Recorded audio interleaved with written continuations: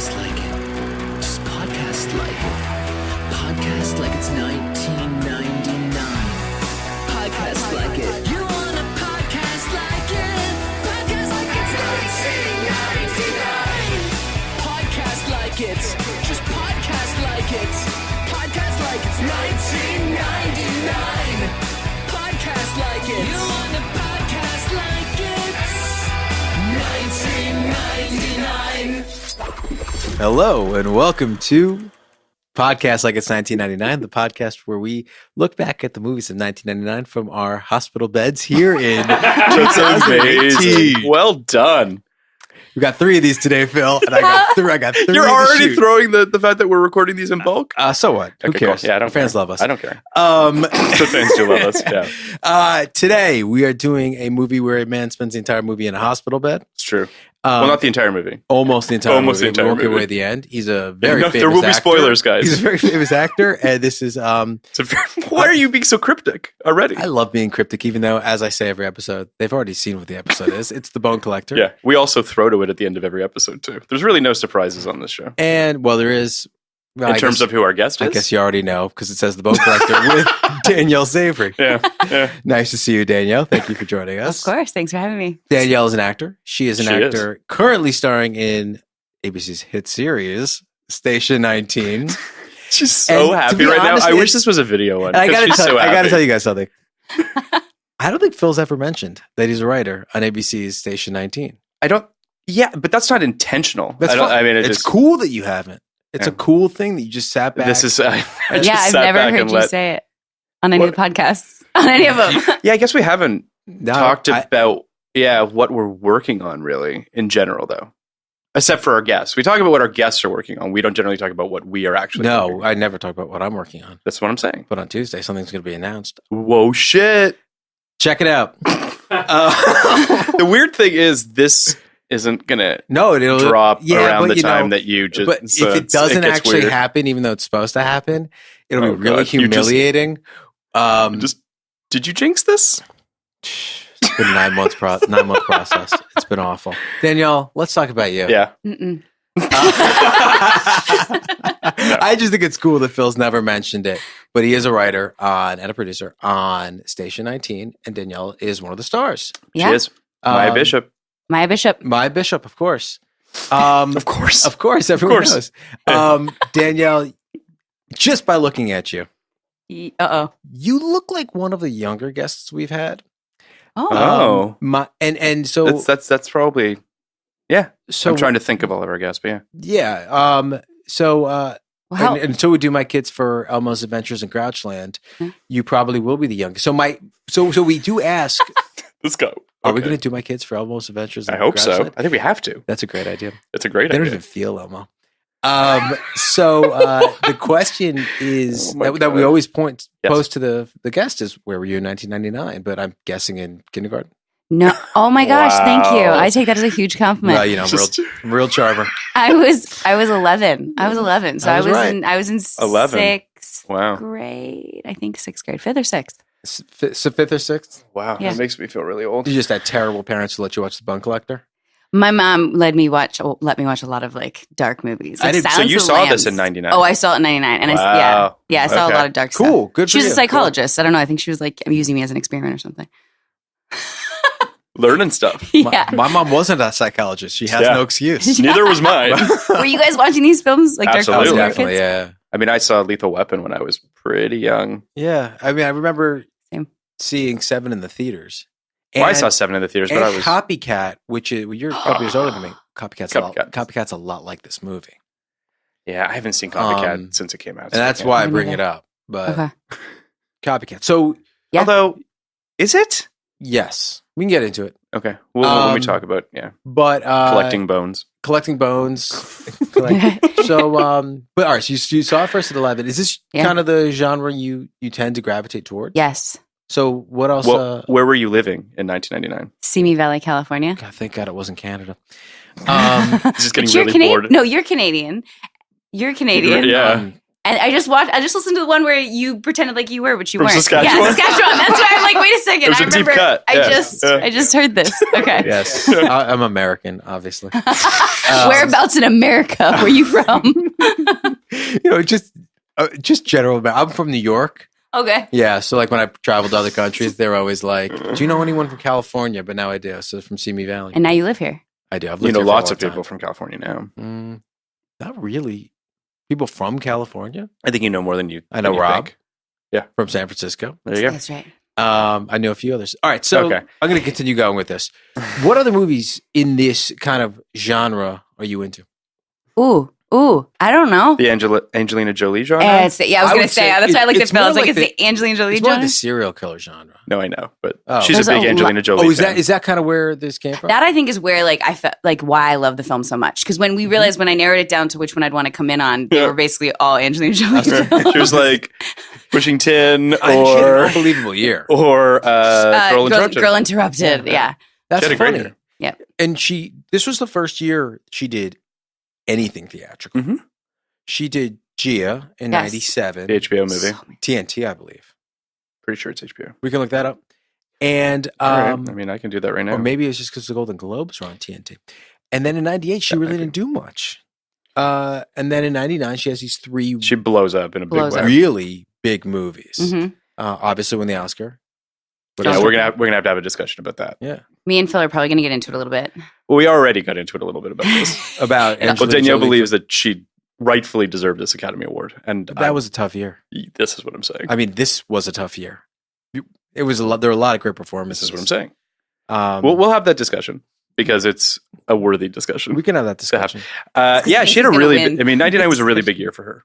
And this was a Yeah, it's kind of crazy. This is kind of the movie. So this comes out in November. When does Girl Interrupted come out? I December should know that. 21st. love So- that. Thing. So Pushing Tin was the first of the three to come out. Pushing Tin is the first of the three to come out, which comes out, I think, in September. I don't know. I didn't see Pushing Tin. Pushing Tin is a weird little movie that I'm actually kind of looking forward to come out July. Weird. But that wasn't all cover it. right. So the other, so Pushing Tin, she was probably sixth billed. in But that. Bone Collector does well, is the thing. Very You know what I well. mean? Bone Collector is a movie star performance. Yeah. She's a movie star in this movie, and she's all the active moves. And then Girl Interrupted is obviously the showy supporting performance. Yeah. Almost tailor made to win an Oscar. Yeah. But this is a really good movie to talk about Angelina Jolie. Yeah, I would agree. It's so interesting to kind of see how she was sort of like fully her from like the jump. Like there was no like, slow process into becoming Angelina Jolie. It was Mhm. just like, this is who I am. And like, even in this movie where you can tell, and I read a bunch of stuff about how like, I guess they shot some nude scene that they cut from the movie because they felt like it was too distracting, which, yeah, that sounds fair. But it's just like Angelina Jolie was not in any way, shape, or form ashamed or like just was like, she's a full force kind of like this really amazing kind of rock star performance right from the jump, which is kind of amazing. You don't see that. Mm-hmm. No, I agree with that completely. Yeah. You can tell it is one of her earlier performances though. If you actually look at her entire body. Her of work. ouvre, Her ouvre? Yeah. What is ouvre? like their entire Like her body. filmography. Oh, good. Thank you. Learning words. for educating me, Phil. No, I mean, It doesn't really mean filmography, but in the No, case of an actor, it that's what means we kind of talk about it filmography. like. Yes. I mean, I think there's just something about how sort of, and I'm sure there's definitely a better way of putting this, but how kind of like broken and fucked up this character is. Do you know what I mean? Like Yes. she clearly gravitates towards people that Broken are and sort of fucked a up little characters. bit broken and fucked up. Yep. You know what I mean? Because she does them so well. Yeah, I bet that probably says something. Yeah. I don't know what, but it probably says something. But I love all of her stuff because she's always such like I never going from an actor's perspective never Sure. had like a role model that was a female that was strong. Like Sure. the film starts off with her in bed with a guy not wanting to stay with him, going to work to Bobby be a Cannavale, police. Yeah, obviously. Yes. Like, of course she's dating Bobby Cannavale in this movie. I don't know what your beef is with Bobby. I don't have a beef. I'm merely... Cannavale. It's not Carnivale. Cannavale? There's I no don't think R there's in an there. R. There's no R. Yeah. Fine. Cannavale? Cannavale? I don't have beef with him. I just think I actually think it's just perfect casting. Like, I look at that and I'm like, yes, those are two people that make sense together. They both seem kind of crazy. Especially back then. I also respect I love little things like what they did with them in the movie where he just offhandedly says, "My therapist thinks." Yeah. Right? Which is so great. It's great because it's not about how this guy goes to a therapist. It's just about how this guy's. He's a real person. They don't make a meal out of it. Yeah. I love that. Yeah. It humanizes their entire relationship. I agree. And he has one scene, and like he feels like a real person in that one scene. Yeah. She has a very. I mean, I think we should talk Denzel and Angelina Jolie just for a second, just in terms of. I want to talk about them a lot because I feel like their trajectory and where this falls in their filmography is really interesting. But she really has a fascinating career in terms of how she gets the Oscar. She does Gone in 60 Seconds and Lara Croft right after it, basically solidifying herself and saying I'm going to be a movie star, or at least I'm going to try to be a movie star. She was probably pushed. You think so? What do you mean by that? She's probably pushed. I mean, she looks the way she looks, and she's as good of an actor as she is, and she just won the Oscar. She doesn't seem to be running from it either. No, but two back to back. It's like Halle Berry did the same movies. thing, right? With Catwoman right after her Oscar, and Nicolas Cage. There's all sorts of actors that come off the Oscar and jump into a big studio tentpole movie. Happens all the time. It happens. Yeah. It seems like Nicolas Cage was more apt to do it than because he had movies before that were a little more showy and a little more studio-ish. And he's also, Nicolas Cage likes to play big. Yeah, he's a total lunatic. But it doesn't. Those two performances, Gone in 60 Seconds and Lara Croft. Yeah, I like to memory wipe them. Really? Yeah, that's not who this actor. I would say is one to of me. those I'd want to. I don't know. I kind of there are things that I like about both Gone of them. in 60 Seconds is the one you'd memory. That's wipe? definitely the one of the two. But I also think it's a fun movie. It's dumb. Yeah, a couple of Academy Award winners. Yeah, that's crazy. That's 2000, right? I mean, Danielle's freaking out. Yeah, she's going crazy. I know. I love. This is why this should be a video version of this podcast. Gone in 60 Seconds was the pre-Fast and the Furious. It was those fun movies that they don't have to be completely realistic, but they're so much fun. Why would you want to memory watch that? Well, maybe the end I'd want to memory watch because I guess here's the thing about Gone in 60 Seconds is that it's part of that sort of Michael Bay, Jerry Bruckheimer moment when not your thing. Well, it's not my thing, but it was Coyote Ugly and Gone in 60 Seconds and Con Air and all these things. Yeah, those are movies I love. I love all this. No, I really. You're allowed to love them, but don't tell me that they don't all feel exactly the same. No. And they feel cookie cutter, and they're all directed by some music video prodigy of Michael Bay. So that's kind of why I clump them together, because they're enjoyable in their own right. I think Gone in 60 Seconds, actually, I have fonder memories of that than I do weirdly of Con Air or. I love Con Air. Really? I do. I love it. I love it. I mean, that's a TV show, Con Air. I feel like it could be. I know. I know. I do. I love that. I love that movie. Where does the story go? I don't know. Follow those cons. Follow those cons. Follow them cons. That's what it's called. I think where does the TV show go is a great question. Whatever. That's what he said TV. I'm wait, I'm confused. I just glossed over that. I just feel if you have if you have a plane full of cons, I feel like you could tell stories with them. Plane full of cons. Isn't that what fucking Con Air is? Yes, but how do you tell a story? I mean, you can flash back to their previous things that they've done. All right, now I love this idea. So you had them on a plane. Okay, let's just move on. We're moving on. All right, so Angelina Jolie has done obviously other performances that are a little crazy. that are Sky a little Captain in the World of Tomorrow. I love that movie. That movie's crazy. I love all of her big studio movies. I love Mr. and Mrs. Smith. Yeah, I love that. One of my favorite action movies, and I love Salt. Yeah, I think Salt was a perfect. Wanted movie. is good too. It's the same director. Philip Noyce. That's right. Were you going to go there? Sounds like some research is done. I gave her a fist. She didn't give it. Sorry, I thought it was a finger and not a fist. No, it's an American custom. I'm sorry. What? Anyway, Wanted is great too, and she's great in Wanted. Yeah, Wanted. She's great. I never saw The Tourist though. Oh, Wanted. I like Wanted better than Salt, actually. Yeah, I think Wanted. I think I like Wanted better than Salt. Yeah. Crazy about Salt. Anyway, she does a bunch of really interesting movies, and also she takes some risks. She does a lot of movies too. I mean, she's done a lot of movies in the last 10 years or so. It's pretty crazy how many she's done, but some of them aren't great. Taking Lives, Beyond Borders, Life or Something Like It. I mean, she's not always hitting, but Here's something about both of these actors. Yes. Can you think of two or another movie star that made their entire career by never having a lighthearted performance? I mean, Denzel has never done anything. Even a lighthearted movie like The Preacher's Wife, he was dead serious in. So... Well, she's done... I mean, Gone in 60 Life or Seconds. Something Like It and Gone is... I mean, she's not all... Mr. and Mrs. Smith is perfect. She's actually very funny in that movie. Yeah, but it's not a comedy. No, but you said lighthearted performance. I think she's capable of it. I'm not sure Denzel... I think they're both capable of it if they were. I think Denzel in a comedy would kill. Denzel the comedy? Is that what you just pitched? Denzel in a comedy, I can't believe they never tried it. Or he's never tried it.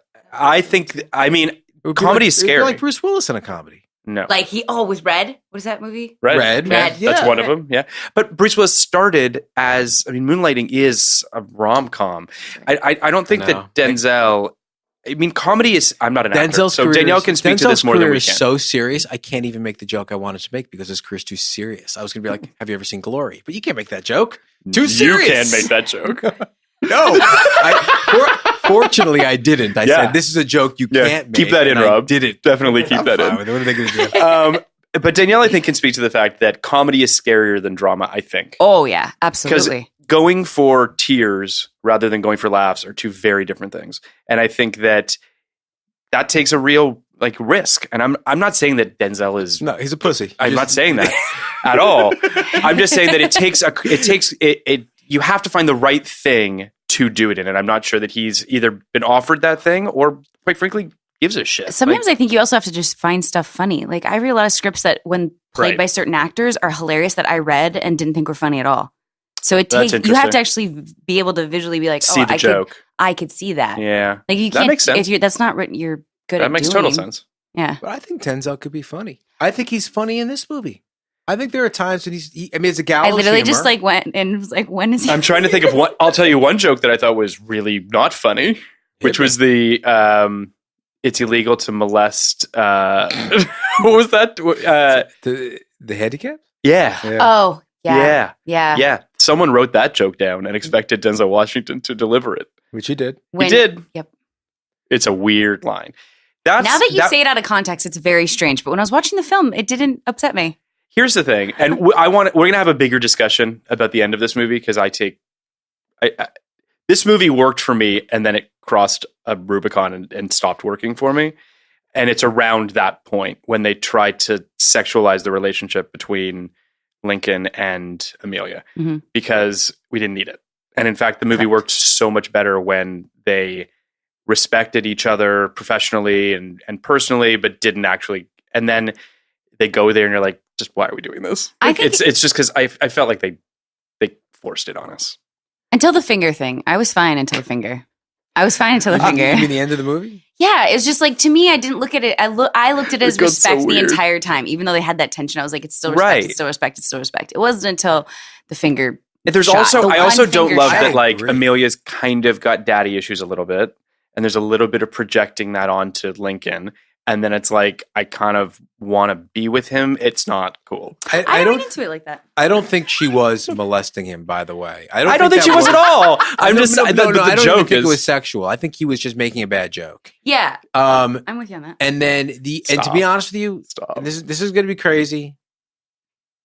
And I generally agree with you. I really I yearn for movies where two straight adults don't fuck.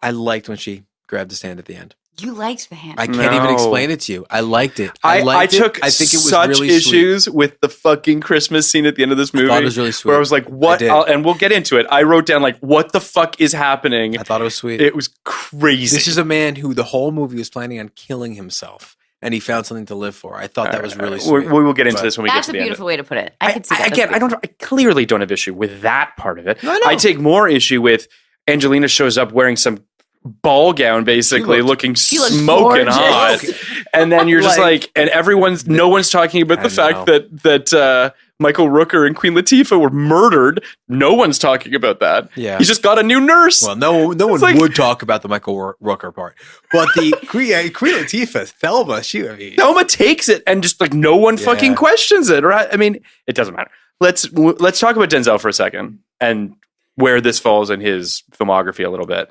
Because I feel like it's an interesting...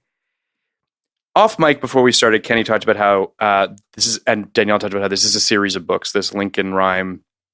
There's many books, Danielle? I don't know. I don't know the exact amount, but yeah. 12 or there's so. like 12. Okay, so this could have been a franchise play by Universal. Easily. And I don't think it made enough money for that to happen, but it did well enough. It made good money. But it didn't do crazy. The opening business. weekend, it essentially bombed.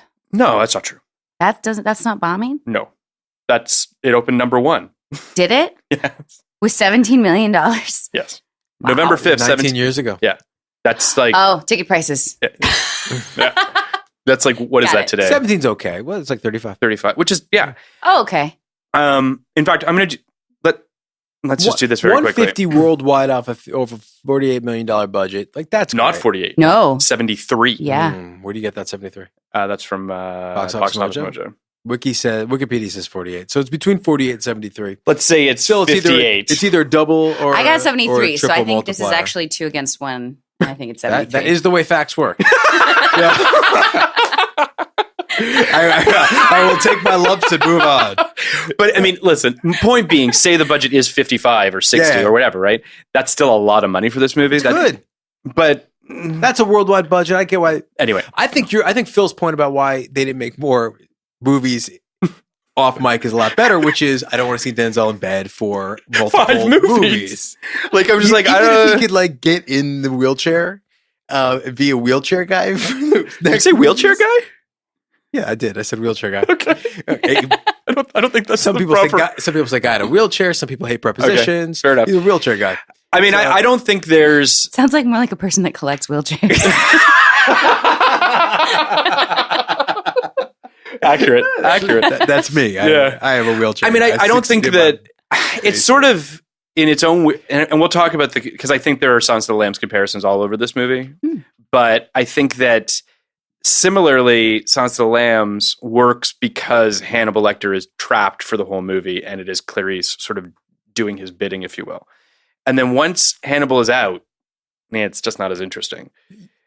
I don't think you think Hannibal, the movie Hannibal? No. I think but he gets out in Silence of the Lambs. Well, at the end. So that's that's what I thought you meant. That was the look I gave you. No. That's like that's. I was speaking to future movies in that franchise. Hannibal sucks. Yeah, I mean Red Dragon's a prequel, but Manhunter's amazing. Manhunter's amazing. But again, he's in South. He's in South. Great, yeah. It works when he's contained. I don't know. I mean, maybe you could do this. Maybe Amelia could be his conduit, and you could have done multiple movies of it. It's possible. I think he wrote multiple books, so I mean, at least if he's sitting up in a wheelchair, there's a little more there.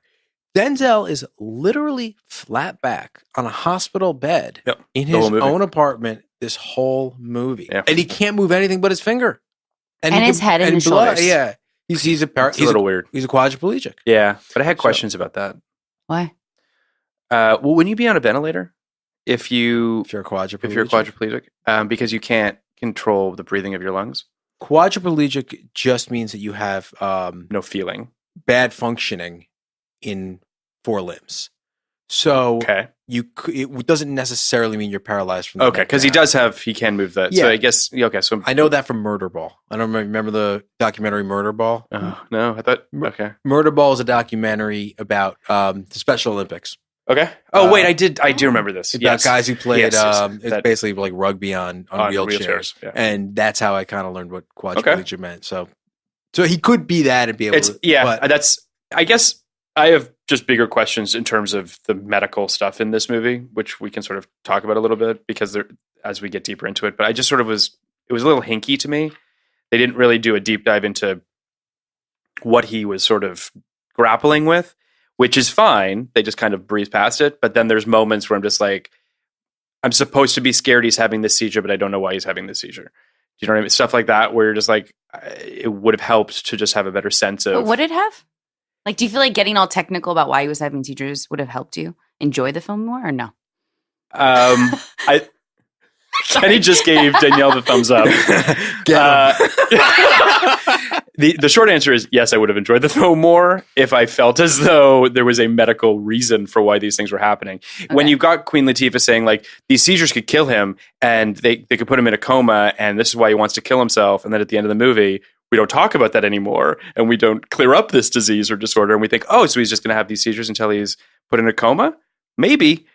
It's stuff like that that's a little bumpy in terms of the logic. So I had issues with that a little bit. It's one of those things. I mean, I could tell you, I know just a little about this from someone I know, and it happens, right? Mm-hmm. So it's one of those things where I think they could have explained. I think if someone in this condition, existed in the real world, this would happen to them. Mm-hmm. It's one of those things where I was just kind of willing to go with it and just assume, but it didn't ruin the movie, and it didn't inhibit my ability to enjoy the film. I'm just speaking to sort of stuff like that because there's also it is also one of those things where it is really esoteric, and if you're not a doctor, if you're not affected personally, you probably wouldn't know, and it's not such a bad thing to just connect those dots. Yeah. Why not? So I just it is what it is. Let's talk a little about Denzel just for a second about his sort of where this falls in his filmography. He did a movie like this, then another movie like this, then 3 more movies like this. And we're done. There you go. No, go I mean, no, truth. I mean, because he's got a really, I don't know. I've always loved Denzel Washington. I think he's the best. The best. And he's just so insanely watchable. Even in movies where you're just like, this movie, he's one of those actors, and we're going to talk about another actor similar to this on another episode of this. Jodie Foster is another one of those actors where like we'll see how that one goes. I'm looking forward to our Anna and the King episode. But she's one of those actors where she's always great. Like Denzel's always great. He might not always be in great movies, but you can always count on a great performance from him. Yeah. Maybe he'll be in Virtuosity, and you'll say to yourself, "His default is great." It's just that's just what he is. Baseline is great, and that's kind of a cool thing. So he does. Before this, he does He Got Game and The Siege in '98. He does 3 movies in '98. Actually, he does Fallen, He Got Game, and The Siege. Okay. The Siege is It's actually a pretty good movie. It's a relevant movie. It's a very 9/11-y movie. Yeah, it's like an Ed Zwick and Marshall Hershowitz, and basically Bruce Willis, Annette Bening, and Denzel. And I think Tony Shalhoub kind of importantly. I think so. That was 98? That was 98. It was the year before. Secret U.S. There's a terrorist attack in New York. Yeah. Believed to be carried out by a Muslim or an Arab. I don't know which one. And they start internment camps in New York. It's very...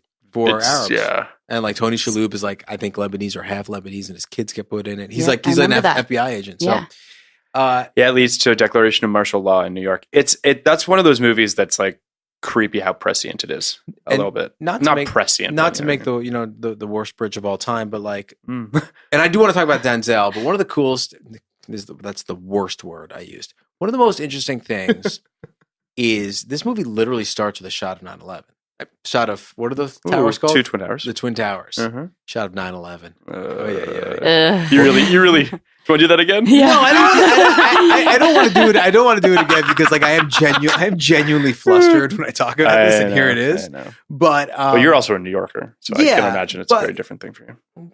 I knew someone, my next door neighbor.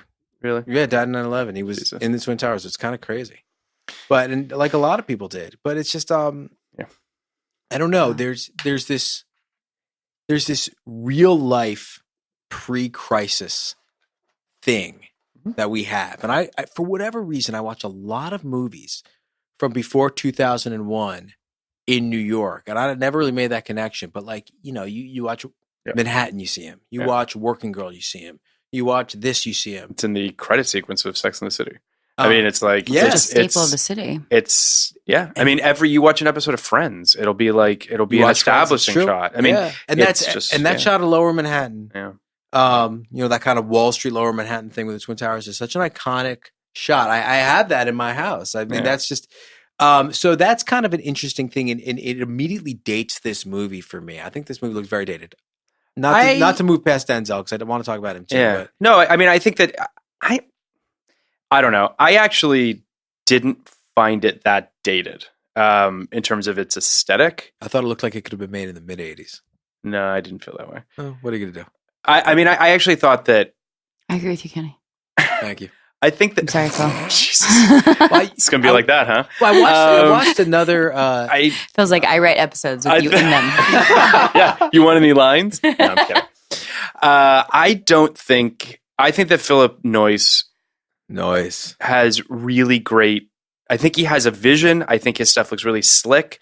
I think that I felt like this movie had a very sort of, all the subterranean stuff had a really gothic kind of vibe to it. I thought that he shot it. It definitely felt very much inspired by Silence of the Lambs and movies similar to it. But I didn't think this felt dated. Dated isn't. I mean, really I guess the fact that the technology in Denzel. I don't care about that. Well, dated's not really what I mean. You guys know the movie Sea of Love? Yeah. Pacino. Yeah. Ellen Barkin. Ellen Barkin. I watched that like within the last month. You're talking about the style. Yes. The style feels. There's this like gritty noir thing that both of those movies have, but they're 10 years apart, right? And there are these Popo Greenwich Village is another one. There are a lot of these New York kind of crimey movies that I felt like Bone Collector fell in with. See, I think Double Jeopardy is a far worse culprit of that than... I thought Double Jeopardy looked modern. Oh boy, Double Jeopardy. Everything's going full circle. It's like Danielle's favorite movie. That is not true. I was going to say, that checks out. I mean, listen, we can split hairs about the fact that, but there was an aesthetic, I think, to your point, to movies made in 99 in a lot of ways. And the ones that you and I love tend to be the ones that step outside that. Like, this looks like a universal picture. This looks like a solid, thriller from the late 90s. And whether or not that means that it has a somewhat dated vibe to it, that might be fair. But I don't think that's why I think I like the movie more than you did. Okay. Because I think Payback looks like a Universal movie from the 90s. I think Double Jeopardy looks like I think those movies look like that's what the studios pushed out. And I think this feels like a movie. It has more vision. We're on the same page. I'm 80s, not sure what we're 70s. It immediately put me in a good place. Like immediately in the back of the cab, that felt like this is the place I want to be. I totally agree with you. Cool, I think that when it starts, you feel like, oh, this is going to be solid. Do you know what I mean? Like, there's someone behind the camera who knows what the fuck they're doing. We have watched movies where that does not seem to be the case. And you're just like, I don't understand what's happening. And this movie, to that point, felt very... Although I really didn't like the credit sequence in this movie. But with all that, like, weird, like, trails and newspaper article, it felt whatever. But I agree with you. I did feel sort of it was a solid movie. Had you seen it before? No. Neither have I. Yeah. Neither of us... This is probably the first movie you did where neither of us had seen it. Yeah. What? I know. 11-year-old me saw it and you guys haven't seen it? Here's why I didn't see this movie, and I have a feeling it might be the same. I was like, okay. Like, when it came out, the poster, I was like, Denzel Washington and Angelina Jolie, who I didn't really know at the time. Angelina Jolie playing a badass female But I didn't know who she was. No one knew who she was when this movie came out. And as someone who loves Silence of the Lambs, it was kind of a shrug of a movie for me. I remember it coming out. I remember it doing quite well, but, it just never was anything that I really was gravitated towards. My answer is like adjacent to that. I think it's a really stupid title. like a painfully stupid title. It's not great. It's a turn off to me. It reminds me, and I think it's a significantly better movie than this wasn't. But it reminds me of The Three. Do you know what I'm talking about? You're talking about from Adaptation? Yeah. Have you seen Adaptation? You should see Adaptation. Yeah, this is not really ringing a bell. Adaptation, Charlie Kaufman, Spike Jonze movie with Nicolas Cage playing twins. No. Yeah, it's great. No. Oh, you need to. We're going to have to watch this. We should just stop the podcast. We're going to rent it on iTunes. We're going to watch it right here in the studio. Basically, Nicolas Cage plays screenwriting twins. One is brilliant Charlie Kaufman, who did Being John Malkovich. The other one is his fictional brother, who's a total hack and writes a movie called The Three, where the twist at the end is that the cop, the murderer, and the victim were all the same person. and he calls himself the deconstructionist. The deconstructionist. No, that's actually Charlie's pitch to him. He says you should call him the deconstructionist, and because he chops up little pieces. But like it's very similar. It's so the Bone Collector, and then the agent. The best, by the way, the best is that Charlie says to him, "How are you going to film that?" And Donald's response is, "Trick photography." the agent who was played by Ron Livingston, who's Marty Bowen, who's Marty Bowen in the movie, who was an agent at UTA when we were there, and is a actual huge real life producer now. Loved the pitch. He's like, your brother is a genius. The 3 is amazing. And they got back. Did they get Kathy Keener was going to do it? Yeah, she was in. Yeah, she was in. Yeah. So the Bone Collector does feel. It's a great movie. To Kenny's point, I don't disagree. A little bit that the Bone Collector has a little bit of the 3 in it. But I would also say. And then 5 years later, they made Identity, which is the 3, but with the 12. Yeah. With 10 little Indians, basically. Yeah. We didn't see this movie in the theater. My heart's broken. Well, I'll just come out and say it. I really liked it. Yeah, Kenny texted me. He was like, I really liked this movie. And I really liked it up until the last 15 minutes. And I actually, okay, yeah. And I even liked the end. I liked the reveal. Yeah, I the end. Didn't think they were going to stick the landing. Let me ask you this. Did you guess who the killer was? No. You can't. They make it impossible. I'm not sure I entirely agree with that. And here's why. The credits put Leland Orser very high in your credits list. Hear me out. And then you see him, and if you know anything about movies, you're like, oh, that's Leland Orser. He's a fucking creep. He looks like a creep. They've given him blonde hair for he does not seem like a normal guy. But if you're not in the industry and you wouldn't have recognized his name's higher up and he's an established here's what actor. I would say. I didn't know that guy's name. I mean, I know if you saw this movie in '99, for instance, my guess is that it would have gone flawlessly because you would not have known who that guy was and it wouldn't have meant anything. But to see it now, I see him in that one scene. I was like, that seems weird. And then he Which scene? At the beginning. Oh, it's a big mistake to do what they did, what you pointed out. Okay. Seven kind of famously doesn't put Kevin Spacey in the front titles. And he's the first name at the end of the movie, but he's not in the front because if Kevin Spacey's in the front and he doesn't show up until he shows up with blood on his hands. Surprised you say Kevin Spacey as many times as you did. I'm sorry. What were we talking about? Who's that guy? This doesn't really exist anymore. Voldemort. Yeah, Voldemort shows up. He actually was originally in the titles. They just took him out. Yeah, they just 6 months. I mean, I was in for this movie surprisingly. Like it kind of it worked. I was like, oh, this is a well-made thriller. And again, I think a lot of it goes to the casting of the two of them. Like they are just they're movie stars. Denzel is one of a handful of people that could sit in a bed for the entire movie and actually, hold your attention and make you be riveted by that. You talked about the top guys. Only the top guys. There's very few people that can do that. And that scene when he's freaking out and then starts crying and it can go nowhere. Do you guys know what scene I'm talking about? Not freaking out. Oh yes. At the end. Spastic. Not. Well, it's like in the middle of the movie, but then it's a moment where you're like what other actor could have pulled that scene off? I don't know. No, I agree. I don't know if a lot of actors totally pulled agree. that scene off. Do you know what scene we're talking about? Because you're looking at me. No. And then he ends with a tear coming in. But just because he's he wants to be able to basically do what he used to do, and he can't. He's stuck in a bed, and there's all those people, and everyone's telling him to calm down. That's the thing. He's able to tell you a story without even a line. You're just looking at the guy's face, and you're just like, there's just so much going on here, which is a testament to how fucking great an actor he is. And I think, taking the potential romance or whatever the fuck happens at the end of this movie between I'm going to make my point about the romance. You can. It just crystallized for me. Okay. Ooh. I think that they have a very interesting energy. Those two actors being put in scenes together is an interesting chemical equation. Whether there's romance, they're just a fascinating two people to put together. She's very prickly and kind of, you just don't know what you're going to get with her. And there's a stability and a sort of an ability in Denzel, which is that as a viewer, you're in good hands with whatever performance he gives you. What is your... There's almost like a weird reference. It's almost like a Kobe Shaq thing where both of those guys, whenever they weren't together, took up all the air in the room. Right. And then for a while in the beginning when they were together, it was just magic. Yeah. And I felt that way. Any scene Angelina Jolie is in, including her former marriage to the most handsome magnetic guy alive. Oh, we're talking about Brad Pitt? Yes. Okay. She took... she's been married several times. So, but when she's married to Brad Pitt, it's the Angelina Jolie show. Right? And I don't mean that in a bad way. It's not that she calls for it. It's just you're drawn to her. She's Angelina Jolie. Same thing with Denzel. Yes, when he's sitting in the front row of the Oscars in a room full of people, it's Denzel you're looking at, right? Yeah, I fully agree. So to see them together play off each other was kind of exciting. Yeah. Here's the way I think I felt the romance at the end. I felt like Denzel, Yes.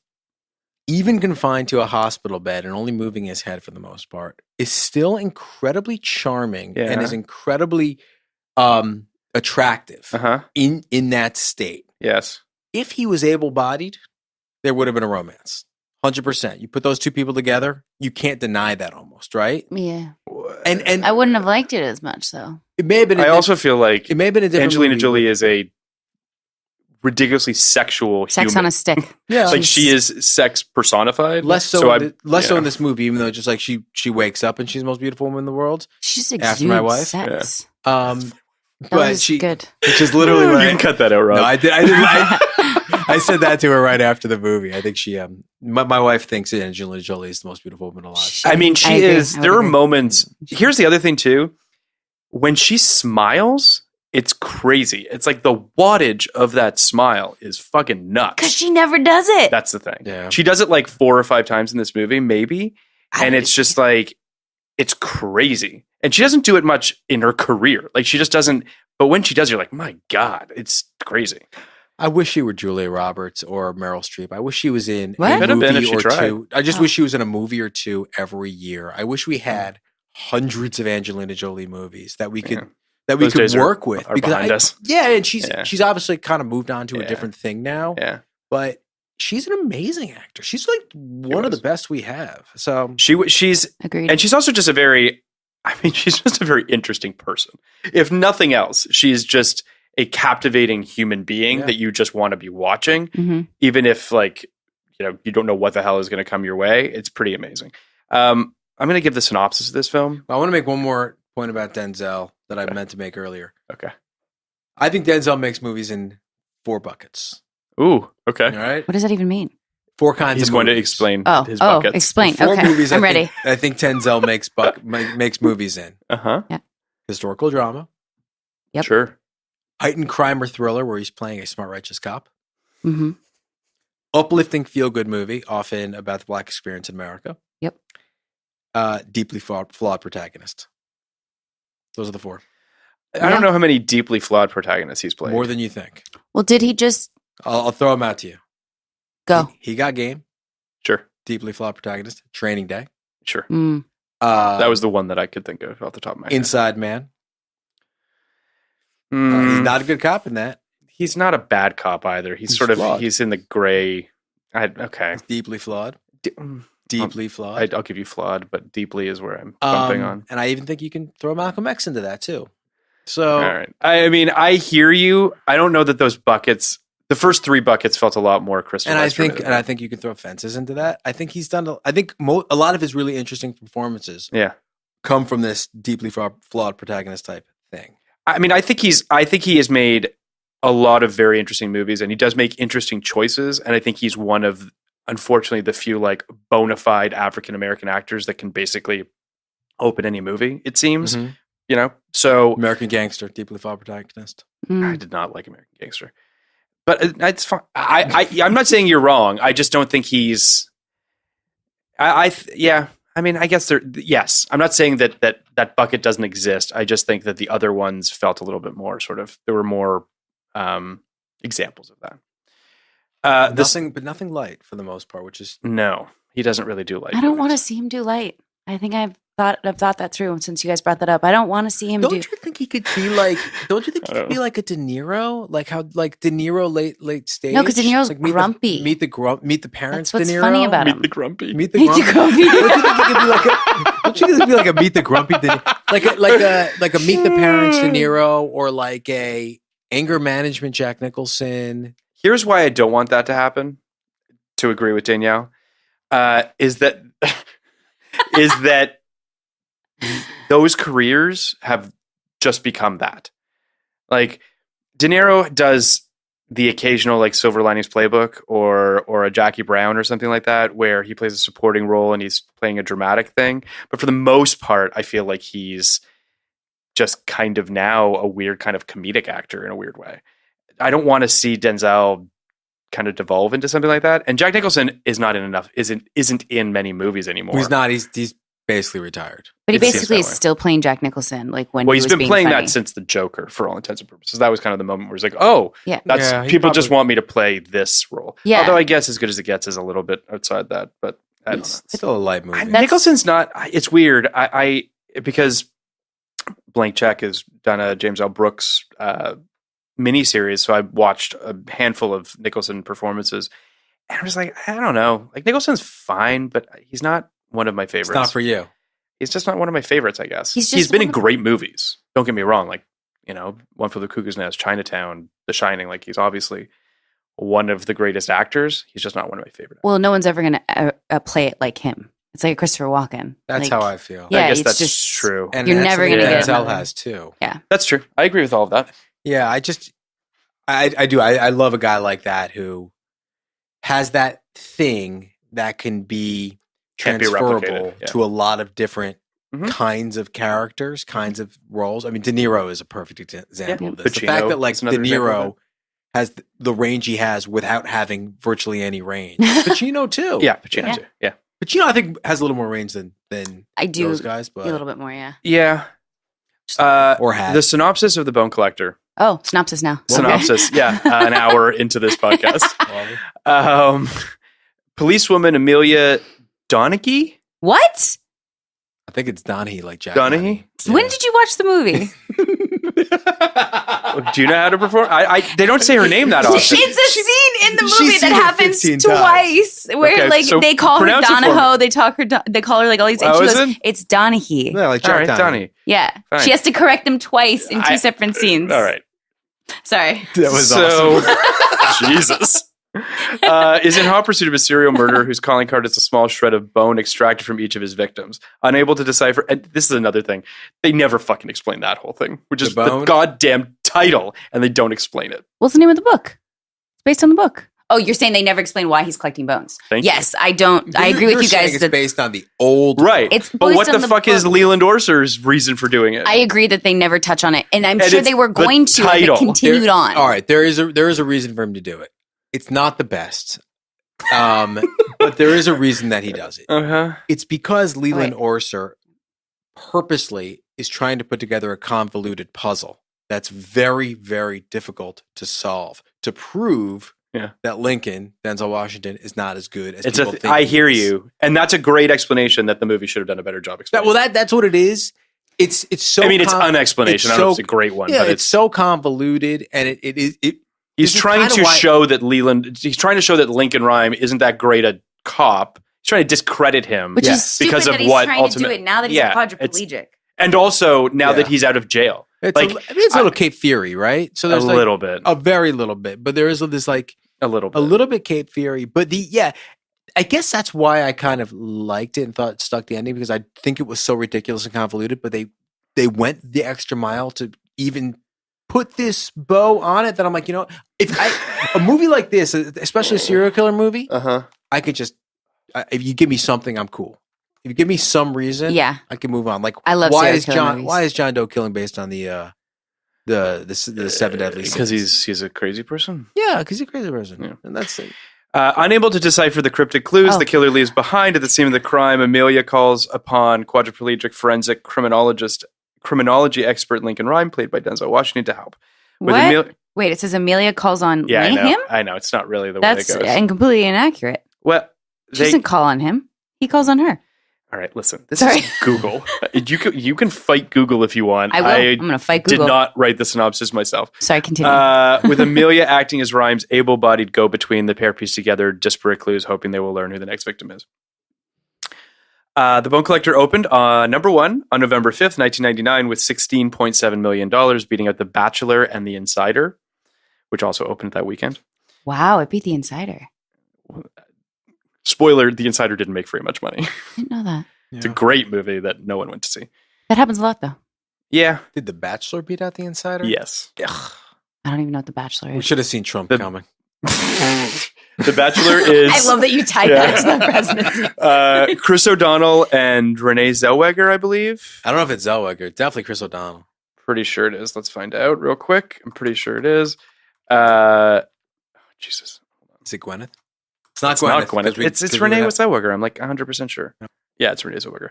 A commitment-phobic man goes on a search for a bride, including his fed-up girlfriend, The Bachelor, to inherit his grandfather's $100 million inheritance. So basically the concept of the television show The Bachelor. He just has to the poster has him running from a horde of women in bridal in wedding gowns. That's where it all stemmed from. It's where it all started there. Okay, so I love that. Mike Fleiss goes into ABC and he goes, the movie The Bachelor? Reality show. And they're like, sold! Yeah. That actually might be realistically how it happened. Yeah. What do you think on Rotten Tomatoes The Bone Collector has? I know what it has. Okay. It has audience score of 3.3, 63%, and the critic score of 28%. Okay. Yeah. 28% okay, but is the answer I was looking for. But the question I have is and this is what I don't like about these types of sites, which is probably not something I should say, is how many people actually reviewed? Do you now know the actual number? It tells you. Yeah. It's only 33 people. Or one site has sample size. Such a small sample size. So the people that are actually willing to take their time to say something, which is usually in the negative context, because come on, let's be real. How many times do you actually leave a positive review on Yelp? Usually you're leaving a negative review. Wait, are you a Yelp power user? Am I a Yelp what? Power user? To get what I want? Out yourself as a Yelp power user? No, here's my... Okay, first of all, that 28% is based on critics' reviews. Correct. So that's... But how many critics?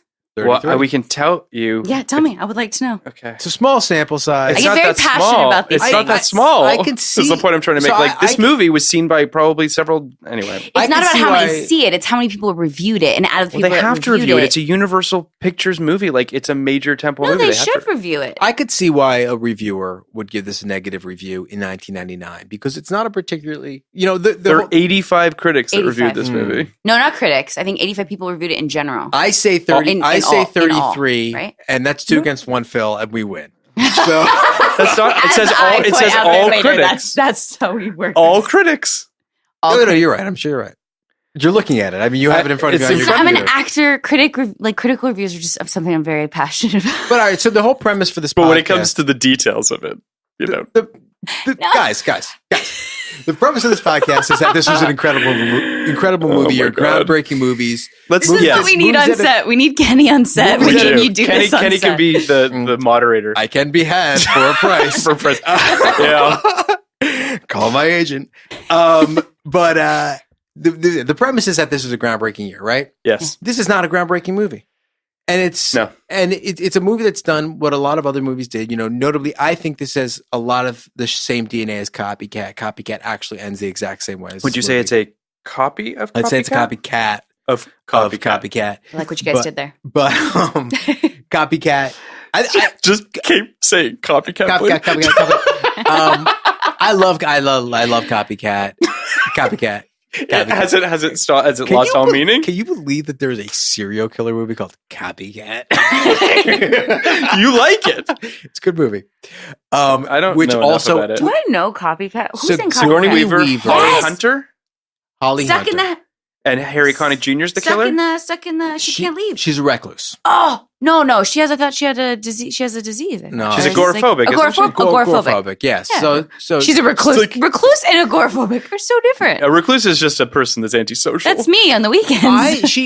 All right. So she could be agoraphobic. She's that way because she was someone tried to kill her. Yeah, she was traumatized. So, yeah, she's traumatized. So she doesn't leave her apartment, much like Lincoln Rhyme. And the serial killer, Harry Connick Jr., yes, in an iconic performance. Actually, he's not the serial killer. It's a different guy. He was the first killer. Okay. He was the one she put away. In case you're wondering, this is actually a podcast about the movie Copycat. Copycat. So if you say it 3 times, does the Copycat show up? I hope so. But so Copycat, so basically, she writes a book. She's an expert on serial killers. She writes a book. And the copycat killer, just like Lincoln Rhyme, yes, is killing people based on her book. Yeah. Basically, she's a foremost expert on serial killers, and she talks about serial killers in a certain order, and he kills the people in the style of these killers in a certain order, ending with her, just like Lincoln Rhyme. What? No, it's fine. I'm looking up fucking Copycat now because... All right, let's devolved into a goddamn movie. Let's go back to collecting bones. So, yes, bone collector. Please. So my point was, it's very similar to other movies. I understand that's not breaking new ground. Yeah. I love the aesthetic. Yeah, it's great. I was into the movie. I thought the first scene was really fantastic. interesting. So just to sort of, we talked a little bit about Philip Noyce, but we should talk just a little more about like his career a little bit. You know, his big first movie was Patriot Games. Yeah, he did. That was sort of like he did the first movies. 2 Tom Clancy movies. Mm-hmm. He did Sliver. Not the first 2. I mean, Hunt for Red October was. He didn't do that. Was that's what I'm saying. So that was the first one, but then but okay. He did the first 2 Harrison Ford ones. Yeah. Patriot Games and Clear and Present Danger. Yes. Yeah, which he did Sliver, that fucking Not a Sharon good Stone movie. Yeah, it wasn't a great movie. And they did The Saint, which I love The Saint. I was just gonna say, which people seem to really like. I have said on this pilot one of my least favorite movies. Yeah. No offense. It's okay. It's I could not a totally good see movie. why a lot of people don't like it. I loved it. I could totally see why people Maybe don't I'll like like it. it. Okay, cool. It's absolutely kind of ridiculous. Well, in you can so come many on when we ways. do our Saint podcast. Beautiful. I'll be here. Is not a 99 movie. But So in a couple of years when you decide to when we do it. just do whatever 2000. year they came out. Just movies. Then he did Salt, which we mentioned. The Ugly American, which I think was really the one that he was reaching for prestige with. Which one? The Ugly American. I don't know that one. Oh, it's like I think Jeffrey Rush. It was Oh yeah. But Well, he did Rabbit Proof Fence, which was also a pretty that big was movie. a little later too. Yeah. He did a bunch of TV. Specifically, he did the pilot for Revenge. He's done a bunch of pilots. That's how I met him. He didn't hire me. Nice. Awkward. Yeah. Did you meet him in an audition or just like on the street? Just met him on the street. I was like, please hire me. Please hire me for that pilot you're casting. Right. No, I met him in an audition. Cool. Was he nice? He was very, very, very nice. That's Yes. Was he nice? Jesus.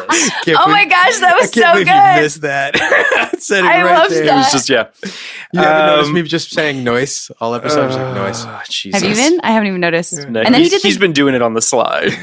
Did you guys see The Giver? Because I didn't, and I know that No. is like one of the most recent ones he did. No, I didn't see that movie. You know that's like this like beloved. It's a huge book. Yeah. book. Huge Like, book. it's fucking Hunger Games esque. Not that it's like that at all, but just that it was this big cultural book, and how could you botch that movie, Noise? But- Nice. Well, we haven't seen it, so maybe he didn't botch it. Maybe he didn't. That's true. That's true. Okay. So the movie opens with a very interesting sequence where we see Denzel Washington doing, I guess, what he does, which is being a forensic, what is it? Forensic He's like a criminologist, crime scene investigator. Sure. Yeah. And he's walking onto a crime scene and someone is sort of crushed in, again, this is sort of, this starts the theme or the aesthetic or the recurring imagery of underground subway stuff, which is very much a part of this movie. It's underground New York, which I think is a really cool which is kind sort of of part of the movie. Absolutely. Yeah. The historical, Yep. yes, the idea of like cities built on cities and all Mhm. that sort of stuff. So we go into the subway with him. There's a victim down there. He reveals, or there's sort of a reveal that the victim is actually Denzel Washington, who's crushed under all these rocks. And then this thing falls down, crushing him. And it's all a dream. And he wakes up sort of in a cold sweat. But seeing his own face is a really creepy way to open the movie, which I thought was very effective. Yeah. I literally shouted to my wife, "Is that Denzel?" So, Wow, you were in from the jump on this movie. I love. Well, the first shot is his face with Twin Towers in the background. Yeah. It's like that just will suck me in. It's Yeah. this pre-crisis New York that really gets me into it. But So then basically we have a scene where he's talking to his buddy who's a doctor and he's trying to convince him to kill him. I just hate that Essentially. scene so much. It's not a great scene. It's a horrible scene. I also don't really love this terminology that they use a whole bunch. The termination. The terminate. That terminate and your also life. final transition. Final transition. That's it. Yeah. Like what? What? It's just weird. The way they speak of euthanasia in this movie, I appreciate that they talk about it, but they don't really talk about it. They talk around it. But is it because this was 1999? Because this was also an R-rated film that today is laughable to be R-rated. There's like besides the girl that's steamed, like her face. You don't even see it. You don't even see it, but that is like the goriest thing that there is. So the fact that it was R-rated is fascinating to me. There is some pretty gruesome stuff. Like You got what? the rats are rats. pretty gruesome. The rats, But you don't eat really him see that alive. at all. You see the blood. You You see see a- he's cutting yeah. into the arms. I mean, I don't know. You see a lot of gruesome. You Yeah. also see a lot of gruesome photography of victims and stuff like that. The photography I could see more, but those are like, yeah. It's historical photos. I don't know. I just speaking didn't think it to was that gory. The final transition thing. I think it's a bit like Shmashmorshin yes. in Yes. What the heck is Shmushmorshin? what's the movie? Knocked Up. Yeah. In Knocked Up, They never mention abortion. Yeah. They one time. Oh. Yeah. Do they say shmushmortion? Yeah, Jonah Hill Jonah Hill goes, you should have a shmushmortion because your little baby ears can't handle it. Like, that is something where people are just like, have an abortion today, you know? Mm-hmm. Yeah. I mean, I'm not saying they would have the abortion, but they would use the word. Yeah. You know, but even so then, it's a tell of the time is what you're saying. I think so. I think euthanasia was a real hot button issue. I think it was. And I actually did write down, like, it's kind of bold that this movie's willing to sort of kind of talk about this. Was this around what's his name? Kevorkian. Was this around the Kevorkian stuff? What year was that? That was a good long time. So I think this was way after. No, I think this is part of it. Oh, it is. No, okay. Kevorkian was killing people for a while, 20 years, something. Yeah. Like I just I remember that being a really big thing in the. It was. Anyways. So, I'm just looking at. So okay, so we see him. He has this conversation, and then I believe he talks with Thelma about it a little bit, right? In that scene, doesn't she sort of no?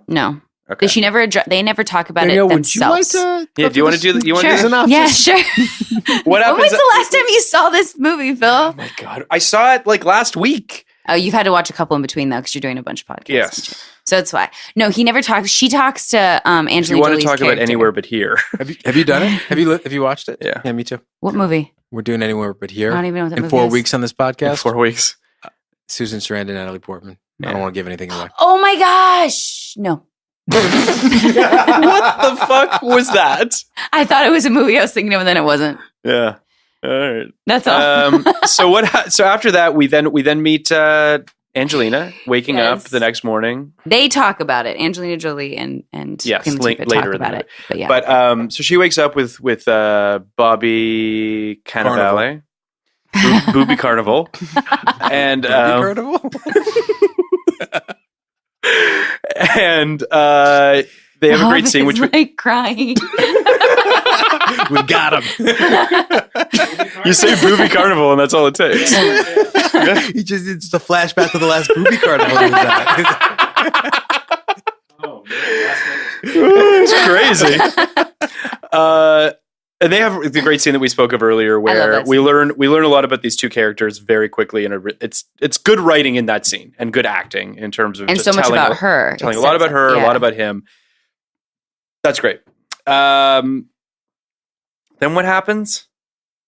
Then she is out. You see that she's on her job and she's out with her partner. Right. And she gets called because some kid found something at the train tracks. Right. Yes. Okay. Yes. Because that's when there's this really great shot, which I love, which is that wide angle shot that zooms in on her and the hand of the. Oh wait, we have the couple that gets taken in the cab. Well, they get taken in the cab. That happens at the very beginning. That happens right? at the very beginning. Like right after the credit sequence. That's the first present day thing. Which is not the best acted scene. It really bugged me as an opening scene that they just didn't choose better actors to do that scene from an actor's perspective. It's just these couple that got off the plane on a red eye and they have this conversation at the airport when they're trying to look for the taxi and this guy's just yelling about the fact that he's going to fire his driver.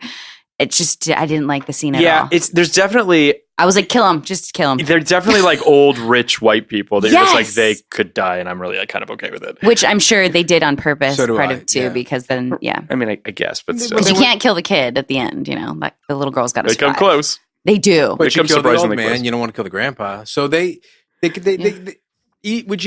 kill is a less and less desirable person you want dead in the world. Yeah. You feel more and more bad. But it's not like in the Seven mold of people that you're like, these people all deserve to probably die. Well, really? No, I'm kidding. They did. They all deserve to die. I think so. Yeah. Right? Yeah. Leland Orser was in Seven. Yes, he's the guy with the fucking crazy thing. Oh, that's how I know him. Yeah. He made me put it on. Yeah. And then, He's just freaking out doing his fast thing. Freaking out and screaming. Oh, and then I was fucking her and all that. Yeah, it's crazy. Oh. It was a really upsetting scene. Yeah. He's great in it, though. Yeah. Yeah, all right. So, okay. So we've got the rich white couple. They die. Then fast forward to Angelina. The kid says that he's found the hand. Mm-hmm. And he's cut off the tip of their finger or something like that, right? There's this... Mm-hmm. Right. And he's got, it's just down to the bones. The bone's just left there, and the wife's wedding ring is dangling on the bone. Right. Yes. But it's just, I love that shot of that sort of fisheye, wide angles, kind of crash zoom on that. It felt kind of Silence of the Lambs to me, which I quite liked. Feel very Silence of the Lambs. But that's sort of to my point. Like, it's very sort of stylishly gothic in the way that they shoot. At the very least, the subterranean stuff. It's very monochromatic. It's very sort of, it looks like old bones. Like everything is sort of like that kind of dusty. Do you think they did that on purpose because it was based on a gothic maybe crime novel? Well, I was going to say that I think that, to your earlier point about the historical elements, I think was more what they were going for. I think they want that underground stuff to feel like of yesteryear. They want it to feel like something from that sort of that period of New York, which I think is effective.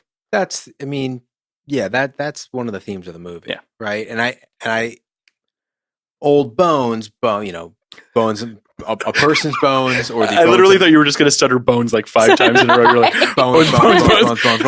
Caveat.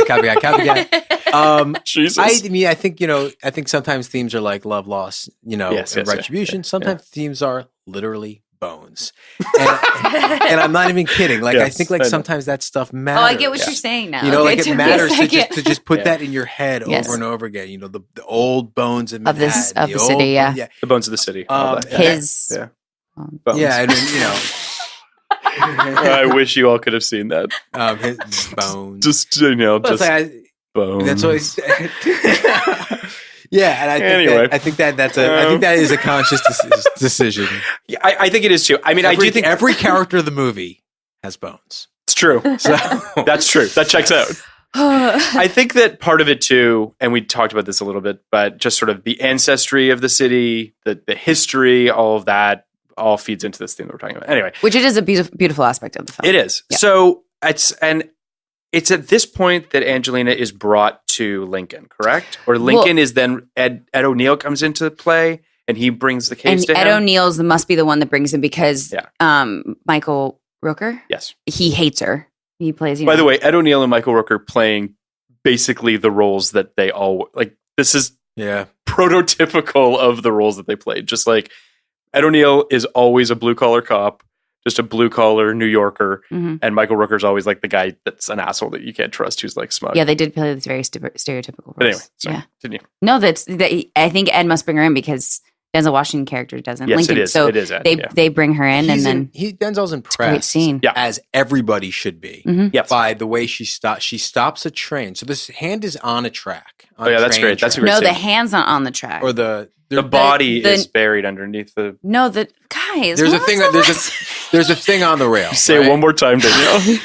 Guys, he left his clues very conveniently on the train track. So it's continues to do that through the entire movie. It's the iron bolt and the sand, asbestos, whatever which they find out is the oyster shells. Yes. The piece of the paper telling the date. 11. Okay, but she wants to stop the train. She doesn't want to go over. She wants these to preserve clues. The crime Correct. scene. Yes, because they'd be gone. Yes. They were all really impressed. I was impressed by it in the moment. I thought that was so cool that they thought that through, and that actually is like literally the inciting moment of the movie. Like Denzel's like, she did that. I gotta talk to her. Yeah. So, and even though she's really not like a crime scene investigator, I think you just kind of. That was what I wanted to say. She works with youth. Yeah. There was something I wanted to bring up that I think is also a big part of why this film did well, which is that this was the beginning of the CSI of it all. You know what I mean? It's like before CSI. It is. That's my point. Yeah. Like this is the beginning of that sort of, cool techie way of learning about forensics.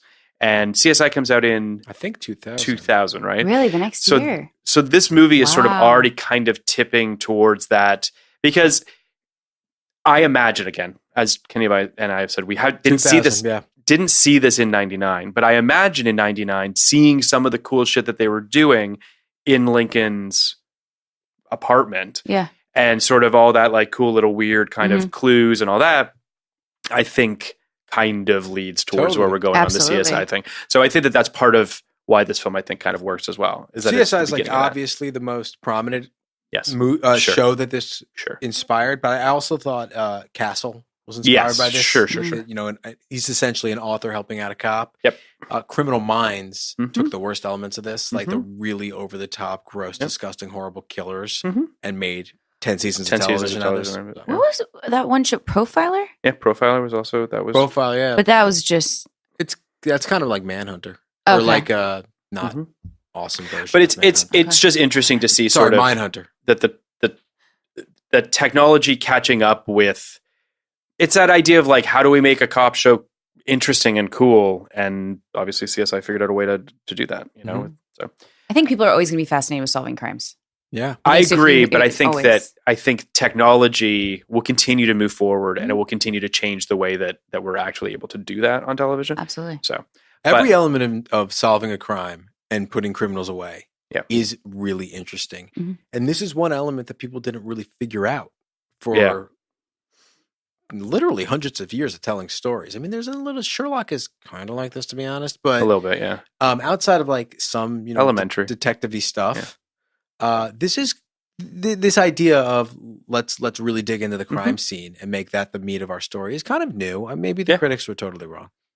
So, so they do something really interesting at this point, which I like. Prior to Angelina being brought, or Amelia being brought to Lincoln, is that it takes almost a half hour before Lincoln and Amelia meet. Mm-hmm. And it actually reminded me of Girl with the Dragon Tattoo a little bit. That idea of these sort of our two protagonists on parallel paths trying to solve the same case on their own and then sort of coming together at a certain point.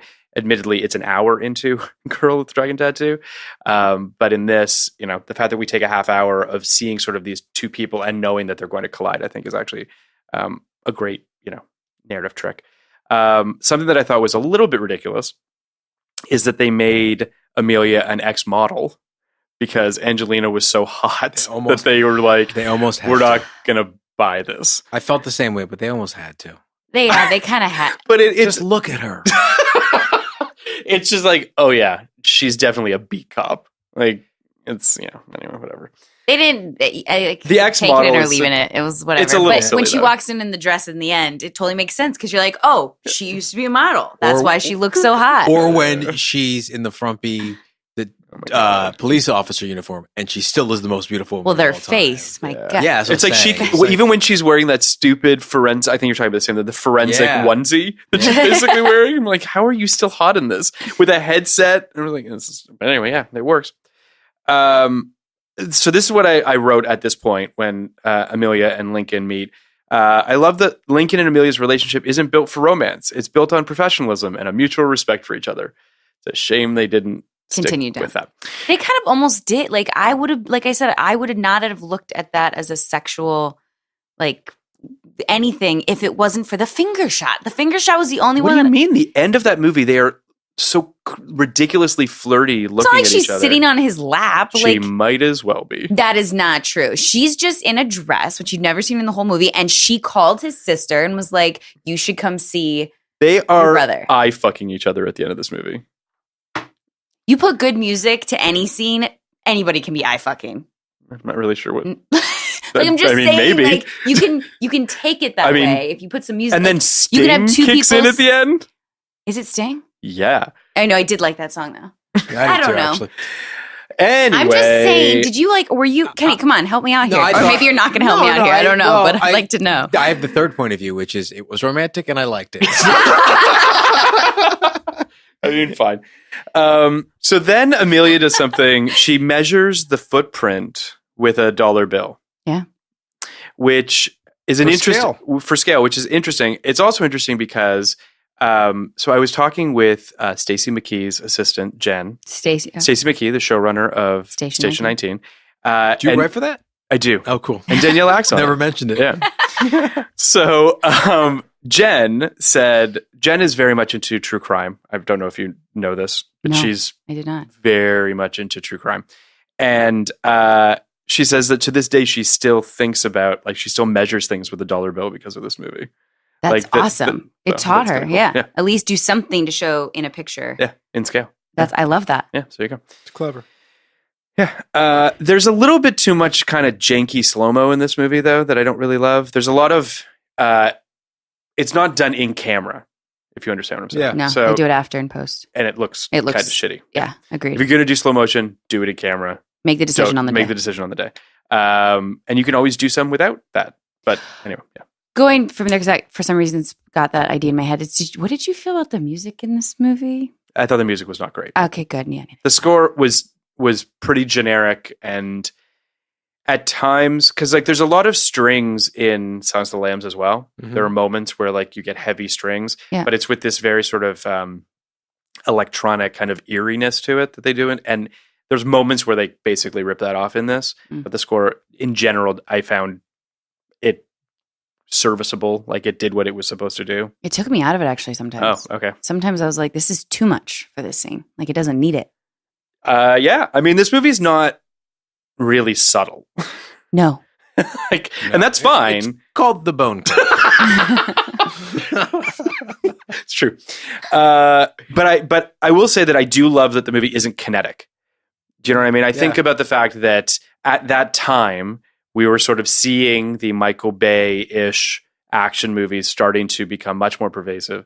So the fact that this movie it takes its time, it sort of lays out the scenes for you. You understand the geography of scenes. It really, you really do, especially in Lincoln's apartment. Like you understand the geography of everything so that, which you is have an obviously understanding. Very important. Yeah. And I think it's also just important in general. It's something that I wish more movies took time to do. And I feel like they don't. But anyway. Louis Guzmán's in this movie because Louis Guzmán's the best. Is that how you say his name? Is it not how you say I don't know. Louis Guzmán? It's Guzmán. But what are you going to do? I don't think it's Guzmán. It's Guzmán. It's Guzmán. But like, he's always, sure. Louis Guzmán is always great. He's Guzmán, in 3 great movies in 99. He's Can in you name Magnolia. them? Yes. He's in this. Yes. Which you just said was great. Because it is. And what's the other one? I don't know what the other one is. Should I get it? Is that obvious? It's pretty obvious. It is. I'll give you a hint. Mm-hmm. It's with it is directed by a filmmaker he has worked with before. One of the guys who works with a lot. Relatively frequently. It could be anybody. He's in so many movies. It's obviously one of the best directors. He only works with the best. It's The Limey. Oh, I've never seen it. Really? Yeah. The Limey's great. I very much look forward to us doing that movie. Yeah. Yeah. What's amazing though is I've seen bits and pieces, but I've never. It's a seen great the whole thing. movie. Yeah. Have you ever seen The Limey? Nope. It's a great movie. Steven Soderbergh. It's a great movie. Okay. Terrence Stamp. I have so many movies I have to see. This is like slightly depressing. You've named so many movies during this podcast that I've not seen. So young. It's true. It's true. You have so much time. I just like this. I mean, but I'm never gonna be able to catch up because more movies keep coming out. Don't see that's the true. new ones. The analog. Just see the old ones. The analog for us is like, like 92, 93, 90, 91, something like that. Like, I haven't seen a lot of movies from then. Don't feel bad. Okay. Here's the question, and I'm sure you know the answer to it, but I love that.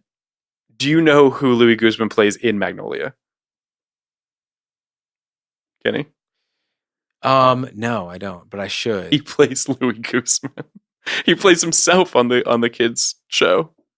Oh, he's literally himself. It's his thing says Louis on. I don't know if it's Louis Guzmán. It's not supposed to be a celebrity show. No, but I think he's playing He's himself. just a guy. He's just a guy, dude.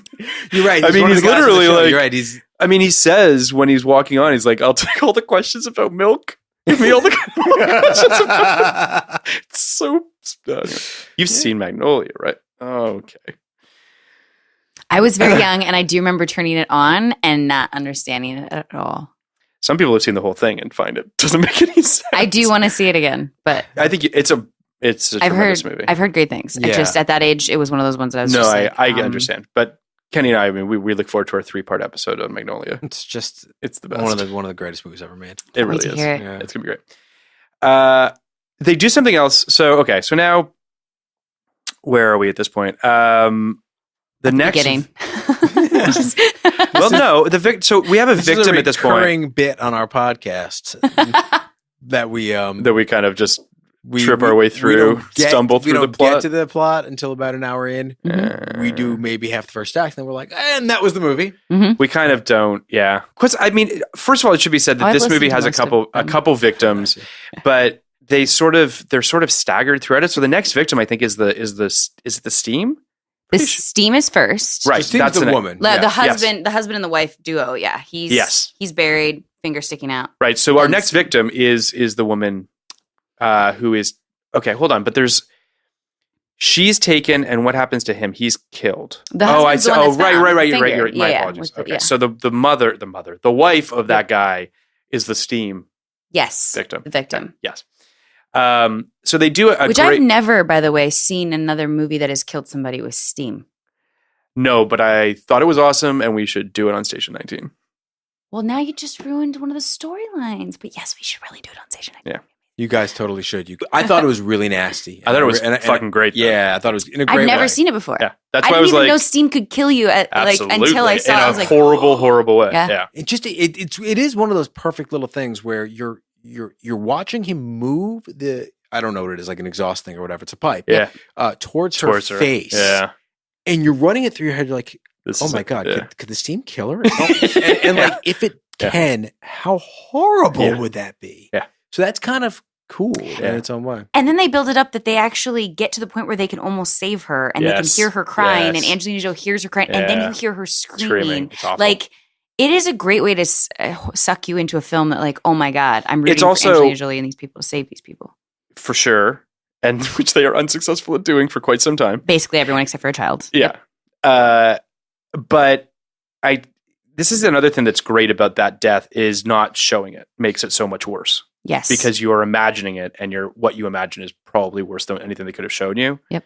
So that's also just, that there is a very Hitchcockian kind of vibe to this movie too. Like it has a very kind of like classical, serial killer vibe to it. It's done in a way that's, less is more for the most part, unless you're talking about CG rats. But for the most part, it's pretty. Oh, you're going to talk about the CG rat. That rat's actually pretty solid for 99. It is pretty solid for 99. Well, it wasn't necessarily needed. Yeah. But. I think it's weird that you have a guy, the second or the third victim. Yeah. It's just like, he just seems like a kind of a frat bro. Yeah. Who was picked up in this cab. We should mention that the killer picks up all his people in a cab. Yeah. Made cabs scary. Yeah. Mm-hmm. And then Uber came about. Yeah. Well, the Uber murders that's coming. Let's not talk about Uber. I mean, I don't know about that. I don't know about that whole system. That whole company? I'm not down with Uber anymore. Oh no, we're going to go on a... I would honestly... Are you? Uber might be one of our sponsors. First of all, I take lifts if I have to. Second we of have all, no sponsors. I have no problem taking a cab because like Ubers, I just don't know what's going on. Oh no, I would take an Uber over a taxi any day. 100%. Any day. I'm obviously, like everybody else in America, mostly taking Ubers, but like I feel myself every time I'm in an Uber. So just take Lyft. Well, I don't really like Lyft either, but every time I'm in either one of these things, I don't feel great about myself. Like I don't love being. Well, I don't feel great about myself because I don't particularly love being driven places. Right. No, I think this actually stems from the fact some person. No, I think you guys just don't like talking Danielle to strangers. I've never met you before. That's true. Danielle loves talking to strangers. Proof positive. Phil knows me. I love talking to strangers. Danielle must be the best Uber. I love it because I get to learn about a person every time, and some of them are absolutely crazy. Absolutely crazy. I'm like, it's a character study. I've told more Uber drivers. No, but I lie to them all. I tell them all like I'm an assistant for a hedge fund person, or like I tell crazy stories. So this is a way for you to improv. Basically. But you get to know so much about them. Well, because if you tell them you're an actor, and you're in LA, it's just a horrible idea. So I started just making up usually that I was an assistant to somebody. But it's interesting and fascinating to get to know who is driving you. And some of them are crazy. So that's my Uber story. You do know cab drivers are people too, right? Yes, but the cab drivers, they're so grumpy. I've never met a cab driver that isn't grumpy. It's true, Danielle, they are people. You could talk to a cab driver. But there's... or your limo drivers. No, listen here. I love talking to the limo drivers. Stop it, Phil. Or the Teamsters.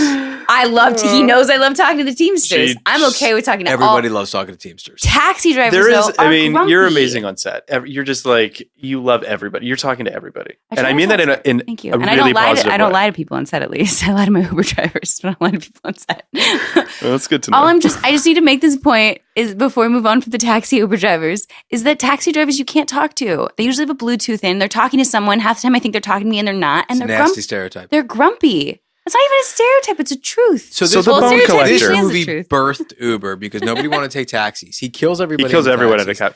Yeah. Yes. He kind of lures them in the taxi, and the third kills this frat bro. Well, but can I just go back to the previous kill for one quick second? Because I do think they do something actually quite well, which I've seen people try and is relatively unsuccessful at doing, which is the pre-lap of a scream into a siren.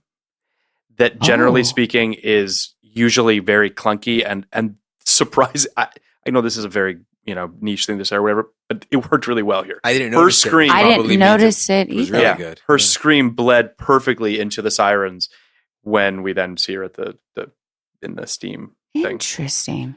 Yeah. Anyway, so we have that. We should talk a little bit more about the steam thing before we get to that the bro kid, whatever, just because I feel like there's a bunch of things that happen there that I think are really interesting. First of all, Amelia examining the body and how freaked out she is by it. This is sort of her at her most. Oh, yeah. Is freaked out the right word? It gets there. It gets pretty upsetting. I mean, he basically says you have to saw off her hand. Yeah. And she's like, no. She's not like, no. She's like, fuck no. And what's interesting about it is this is sort of the first point where we feel her being thrown in the deep end. That Amelia is she is a beat cop that is being put in the deep end of something that she's not particularly adept at. And he's pushing her too far. This is where he pushes her too far. Pushes her to her breaking point, basically. And she's like, you fucking come down here, you chop off her hand, I'm not going to do that. It's a great line. It's a great line. And it's I don't know, it's great. It really sort of, first of all, it's the first time that you have real friction between the two of them. You have this mentor-mentee situation where she's incapable of doing the thing that he says she needs to do. Also, for the most part, incapable of saying no because that's a superior. Yeah. And not only that, he's a legend. Yes. You should note, like, he literally wrote the book in movie on crime scene investigation. But that's not why she's doing it either, though. I feel like so much of this stems from the fact that she does know that she's just good at this. I think that's part of it, too. Because I feel like she does tell him multiple times, don't play me, I'm not going to, don't tell me what to do. Like, she's so stubborn and tells him that she's basically not doing it because of who he is. Like, and she even throws away the fact that he read the book, which is cool that they bring the other guy, Solomon, in to make it such a big deal. Like, oh, he's another cop that is obsessed with the guy's books. And where Amelia is like, I read it in school. Yeah. But just that, if he's telling her to do something, he's telling her to do the right thing. Like, he's not, like, when you say he pushes her to a breaking point, he's not telling her to cut the hands off because, like, he's just trying to. No, I know he's doing it for a purpose. That's what I mean. But he doesn't, there's no bedside manner to him. Right, but that has to happen, right? Like, of course, I understand. That's not like, stand in the middle of traffic. And No. That has to happen in that world. Like, they have to get those cuffs. But it's his, I don't want to say a lack of understanding, but it's his inability to maybe see that she might not have the fortitude yet to be able to do this. But it's also important from a story and a character perspective to push her to that point, because we then need to see the scene where she's talking to, it's Solomon that's the other cop, right? Mm-hmm. The guy who comes to her apartment? Yes. And goes through her window for some reason other than, anyway. They want us to think he's the killer. Yeah, I guess that's true.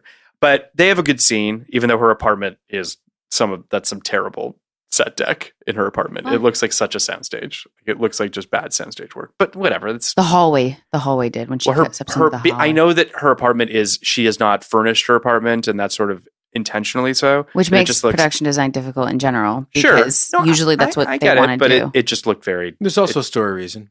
She was basically living with Bobby Cannavale before. Right. So Booby Carnival, yeah. Booby Carnival. Yeah. She's basically hanging out at the Booby Carnival.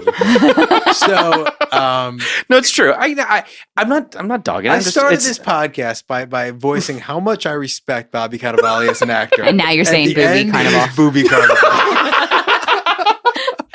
So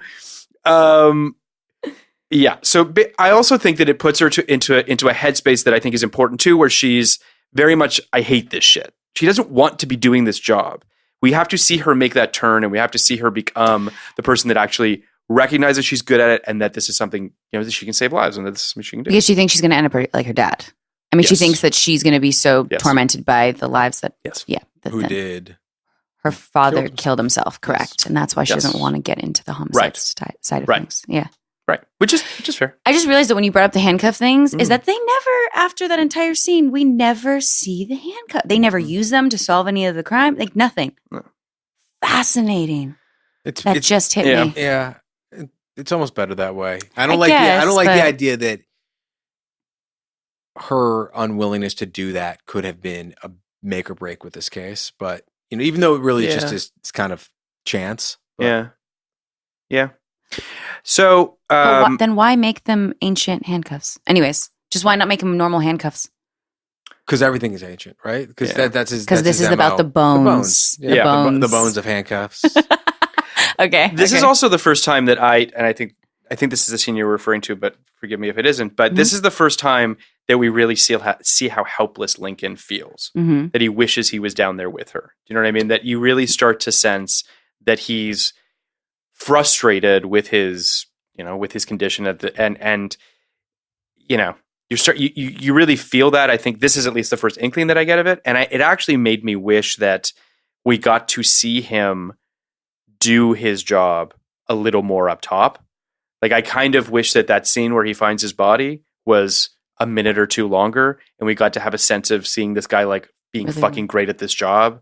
And you know what I mean? And really sort of getting a sense of how everybody respected him at this, really just sort of feel that, which maybe they shot it, I don't know, but it would have gone a long way towards feeling sort of that, I was great at this. And anyway, but whatever.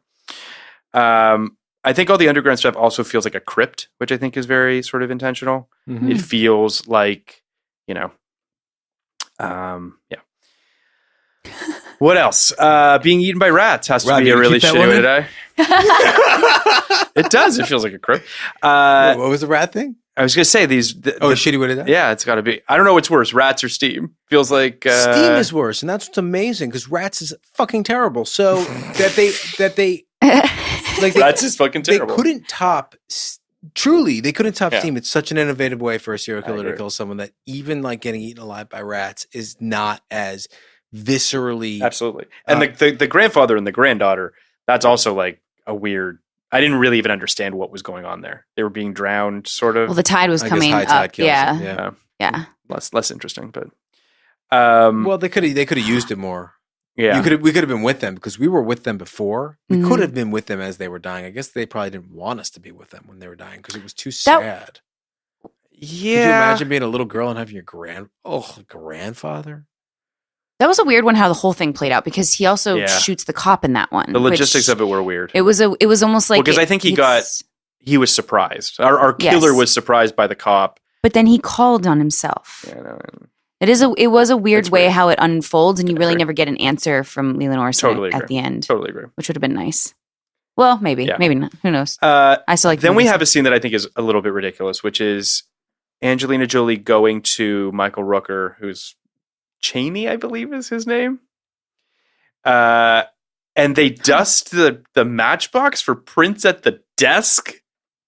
We're just like, I'm pretty sure that's done in a fucking lab, guys. I'm pretty sure you don't do that just like in the bowl with like everybody out of your desk. But no one knew them. This was the beginning of forensics. They could get away with it. I love how much slack you're giving this movie. It's amazing. If I'm entertained by a movie, I give it a lot of slack. Apparently. Me too. If I'm like, listen, I liked it. Like... No, I mean, I don't disagree. And like I've said, I liked this movie, but things like that just made me go like, really? It just helped tie into the fact that you just don't like him and he's so dumb.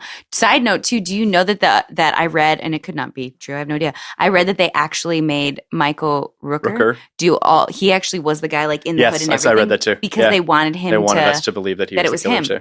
But I was like, he's such an, like, they made it so obvious that it was like, he was so I never once. Twirly. Yeah. I was like, I never once thought it was I never thought he was the killer. To be fair, I'm not really sure I ever really believed that whatever his Solomon, I didn't believe that he was the killer either. No way. No way. He's an obvious red herring. Rooker's an obvious red herring. Yeah. That is one of my biggest criticisms of the movie. Like, I get that, you if you're paying attention to the credits, you know who Leland Orser is. You could probably figure it out that way. Yeah. Contextually, there's really no way to figure this out. Yeah, there's no. And so there's no way to play along, especially because I mean, there's the idea of there were no clues to this particular guy. Yeah. There's the other thing where at least in 7, I know I'm getting greed, gluttony, pride, lust. I kind of have a sense of what's going on, and maybe I can put together that pride is or jealousy might be John Doe, and that made sense. But you have no way how they're going to be executed, how the various sins are going to be executed. No, and that's not really necessarily why I'm watching. But I at the end, it all felt right to me. Whereas they're basing these kills on a book that doesn't actually exist in the real world. It's not as if they were being based on like, I don't know, some Jack the Ripper thing or something. And when she finds that book, it's so clunky. It is, and it's so sweaty. It's very clunky. Sweaty. It's very sweaty. It's very sweaty. I've never heard that. It's just dripping sweat. Dripping sweat. How hard they're working. They're working make this happen. Got it. Okay, I'm gonna use that now. And there's no way for us to have ever known. I mean, even in copycat. She actually he kills them based on the remarks in a prepared speech she gave to college after college after college, and it's there in the beginning of the movie. Like if you look, you could be like, oh wait, he killed him in the style of Dahmer, then he killed him in the style of Richard Ramirez. That maybe it is based on that. So it was more the pictures that pissed me off. Yeah, those like, oh, look, all of the murders were just like in this book, in these pictures that was illustrated. That we found. It's like, I've seen so many books from the 1700s that were illustrated too. So yeah, so many. So now we get to a scene that I really movie still rules. Don't worry. Thank you. The scene where Amelia has Lincoln smell the clue that it has, the picture. Very strangely sexualized. Like, again, we're finding, like... I didn't have a problem with it. I don't know what that says. That I'm deranged, no. Maybe? I'm not sure. No, I think that they're looking for... Unfortunately, in my opinion, they're looking for ways to create sexual tension between these two people that I just think is unnecessary. And this is one of them. I thought the scene was just weird. Like, it didn't need to be like this. Like, I don't know. I for me, it did not add to their relationship. We just disagree. I know I did. No, it's cool. No, because I just keep going with the counterfactual on this. So, if you weren't in the confined to the bed, of course there would be sexual tension between those two people who look like that, who act like that. And in real life, two people that usually respect each other are attracted. And are single. Are attracted to each other. That's not always the case. And look not the way always, they but look. I would say that there is a thing that if you respect each other and you're usually with each other a lot of the times and one's a man and one's like anything, actually, not a man and a woman, it could be anything. I'm gonna watch Danielle just keep digging. I'm digging my hole deeper and deeper. I'm just saying that it happens. No. There's nothing wrong with it. It's just to be clear, thing, like, I'm not saying there's anything wrong with these two. It's just that it does not, in my opinion, add to the dynamics that these two have. I think it's actually less is more in this situation for me. No, and I know, and I completely hear you. And just my but teach their own. It's just this weird thing where it was like weirdly refreshing that the fact that this guy was confined to a hospital bed still didn't make him like so unattractive to her that she wouldn't be into him at the end when the whole movie they had this, like, to me, somewhat palpable sexual tension. Kenny, you're romantic. But Angelina Jolie can find oh my gosh, sexual Kenny's tension. Romantic. Kenny is a romantic. I am a romantic, yes. All these things I've been hearing you say, and I'm like, oh my God. Anyways. To be fair, so am I. I just don't think that these two people, I just feel like Angelina Jolie can create sexual chemistry with almost anybody. Like a romantic would. So am I. I don't think that's like, I don't think that me thinking that these two characters shouldn't be together are somehow is indicative of me not being romantic. You're just saying it didn't do anything for the story.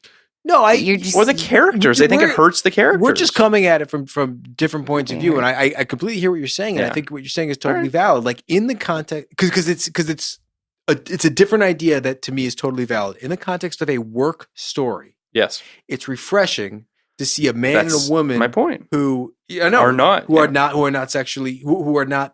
going to get together sexually at the end. So that on one hand, I put over here, and I think that makes total sense, and I do think is a completely progressive way to look at that relationship. On the other hand, I was just taken by this idea that like other movies like this would have gone in this direction. Mm-hmm. The only reason to me that this movie wouldn't have gone in this direction is because he was a paraplegic or a quadriplegic. And I like that they still did it because I understand what you're saying. I just feel like Denzel deserves happiness as much as anybody else. Well, just to be clear, I don't think they should. Be still my fucking heart. Here's what. Because I never saw it from that perspective. So. But I just want to be clear here. So I don't think that they should be together, and it's not because I don't think that Lincoln Rhyme as a quadriplegic shouldn't have love. I just don't think that those two characters make. No, that's my point. I'm giving you all the credit, which is your point of view is very progressive. It's also why I didn't want Hannibal Lecter and Clarice Starling to be together either. He's a murderer, people eater. That's right. You say a murderer, people eater? Yeah, that's what he is. He's a murderer, people eater. I mean, he is that, but I also I didn't find that sexual. In the book, in Hannibal, they're basically, But Hannibal's a weird. You don't think when he touches her finger that's supposed to be, like, there's something going on there? I never thought it was sexual. I thought it was, I will be eating you one day. Like that's it, like I think that he equates the two, and I think a lot of serial killers. But I don't think do. Clarice. We can debate. She may not have. I mean, that's a very complex and more complex relationship, I would say, than Amelia and Lincoln. Just in terms of there's a lot of shit and going obviously, on. like Silence of the Lambs is a brilliant masterpiece. Yeah. So let's talk about the end because I feel like we're there at this point. Can you guys explain to me what the fuck his plan was here? Guessing Danielle can. No. Cool. Can't. It's the only part of the film that starts to that frustrates me. No. Yeah, because it doesn't make any sense. It's like he gets put. Let's explain it to our listeners. Okay. Actually, Danielle, I'd love you to explain it. Starting from where? From when Leland Orser shows up at Lincoln's apartment to kill him. So and like a Bond villain tells everything to the audience. Yeah. So Leland Orser shows up, and you already see that you left with Michael Rooker going into the building because he's going to come and do because we're led to believe that because we're led to believe again that Michael Rooker, which no one ever believed he was one. No one ever bought. No one ever bought. So you see him; he's got his throat sliced, and Thelma comes to the door to open the door, and she gets stabbed. He's going back to the building with a warrant. With a warrant, yes. I don't know because they do this thing where he's laying on the ground they chose to put leather gloves on him. So I'm like, was he forcefully going to go in there and get the evidence? That's another idea because I was thinking. I wonder if they shot another ending. Could he have gotten this warrant? I don't think he got the warrant. I think he may have been planning to go in there to force his way in. And that's why the way I took it too. That makes sense. Yeah. And which is funny because you're like, oh, and Leland killed him. Everyone wants him dead anyway. So like, thank God. But thank God. He's just he's so annoying the whole movie. Yeah, he is. He's terrible. And then Thelma, Queen Latifah opens the door and she gets stabbed, which is so heartbreaking. And then she says, "What are you doing here?" Well, I think that's like to tip the audience that we know this person, right? And then all of a sudden, as the audience, you're like, "Oh, who could it be?" Because in your head, you're going, "Who are all the people that we would know?" Louis Guzmán. Yeah, Louis Guzmán. Louis. Yeah. What do you guys think of Queen Latifah in the movie? Yes. Kind of pretty thankless role.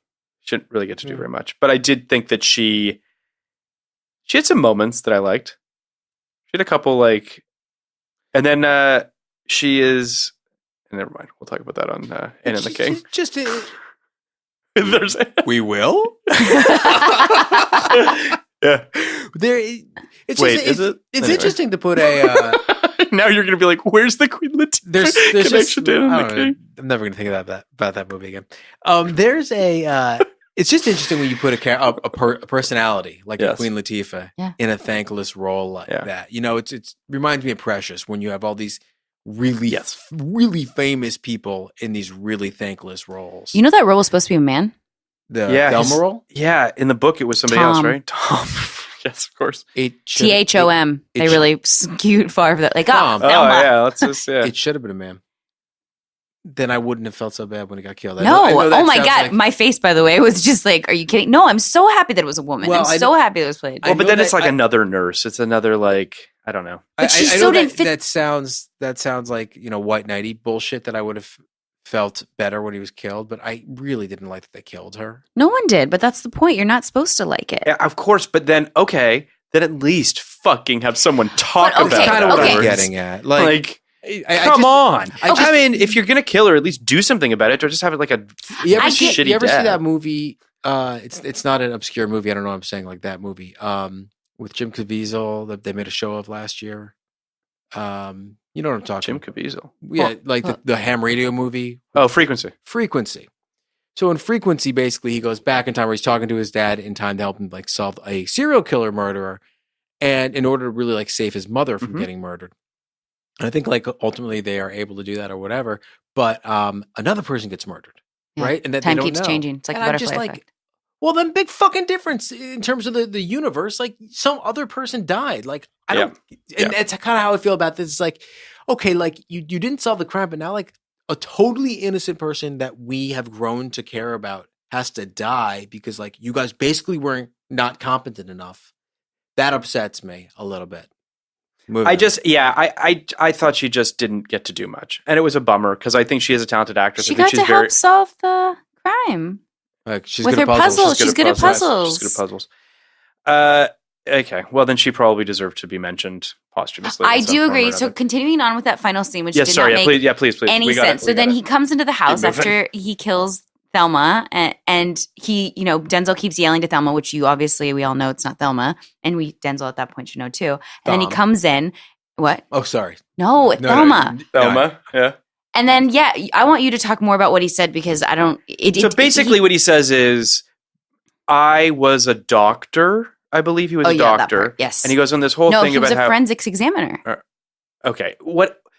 I don't really know or understand the logistics of it. But basically, Lincoln is responsible for Leland Orser going to jail. For 6 years. He was a forensics examiner. He was a cop. That was kind of the point, right? Right, no, I get that. He was a cop. He went to jail. He may have screwed up. He may not have screwed up. This is the Cape Fear part, right? It just gets convoluted out of there. Very convoluted.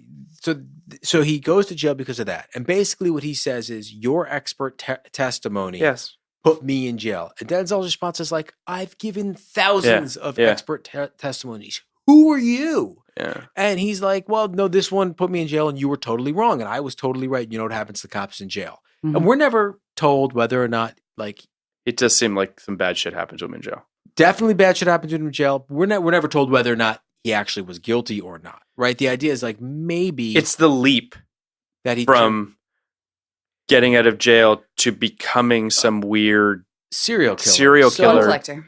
That's why based off some weird antiquated book of antiquated murder techniques. So I said at the beginning is they put in enough work here for me to let it go, because I agree with you. Because when this is happening, I'm like, well, you don't become a serial killer. Yeah, you maybe become a revenge killer, but a serial killer? Oh, okay, you're doing it to prove a point. All right, have the fight. You've set up the fight. Right. I can handle it. I get it. Bite his neck, Denzel. Yo, that was kind of cool. That was cool. I wish everyone it's could his only see way. Eddie and Danielle's faces right now. I actually liked. I thought the fight was pretty ingenious in its own way. I mean, here's the thing. How I did think to myself, what's he gonna do? Yeah. It was a genius way to do it too. But he just kept whispering. Yeah, Danielle's whispering right now, guys. If you can't hear her. Yeah. Well, first thing he does, so they get in a fight. You have him in there. The first thing he does is he slams his hospital bed down in the guy's hand. Yes, which is one of the only things he can do. Just smart. Yep. And then the next thing he does is he kind of gets thrown off the bed and he's on the ground and Leland is kind of over. This is the part I don't like. The part I don't like. I don't know why Leland doesn't just kill him. The only. It's just shorten it or something. Well, because it's the Bond villain that explains his entire plan, so that Bond has enough time to fucking escape. But it's also because he's the kind of guy who I think it felt like he needed Denzel to know what happened, just like it happened to Cape Fear. It's the same thing. Mm-hmm. He does explain it, and then and I think he wanted him to feel some of what he felt in prison. I think that's why it was meant to be a little more laborious and torturous. Well, then he should have fucking said that truthfully. And listen, he says everything else. Why not say that? Well, he does say, "I'm going to cut your eyes out," and he says, "No, I'm not going to do that because I want you to watch me slowly kill you." Basically, yeah. I just didn't like how I think it was acted from an acting standpoint. Yeah. I just thought it was so over dramatic, and the fact that he gets his hand injured, but he's on the ground and he can't. He's crawling. I expected Thelma to be the one to shoot Leland Orser, by the way. That would have been cool, but that would have been so cheesy, but it would have been so cool. I just would have been yeah. It would have been like at a kindergarten cop. You're not so tough. You would have been happy. You would have been happy. I would have been happy. Yeah. But, I mean, listen, obviously it's Amelia that does it. I mean, I just feel like there's a version of this that could have worked a lot better. They just need to pull everything back. They just went a little too far with it. And that's just, anyway, and obviously I've discussed how I don't love the last scene at the Christmas party. The last scene does feel like it was just made after. I wouldn't be surprised if there was they did a test group and they're we want this to end. Is that how it happened? Yeah. Is that how it happened? Why are you looking at me like that? I don't know. I'm getting weird, strange looks. No. We've talked about the last scene. I think we've a lot. Basically, it's Christmas. Yeah. This movie takes place, I believe, in November, and it came out in November, and I think it takes place in November. And weirdly, I think he says that he's going to get killed at the end of the week, and we leave this not knowing whether or not he's going to follow through with that and get killed at the end of this week. So by setting this, 6 weeks after that, we know he hasn't killed himself, and we know he has friends, and we know he's like moved on. And to me, we know that he has a romantic future. So think, should we talk about anything else about? Well, we should 0.99 this. All right, let's 0.99 it. Danielle, as a listener to the podcast, I'm sure you're aware of 0.99. I am. Great. We don't have to explain it. Great. You're aware that nobody knows what this means until we explain it. Yeah, every time, which seems so weird that they don't get it. Thank you. Yes. And then the fact that people say 100 is weird. I know. Yeah. Anyways. And that's why we love you, Danielle.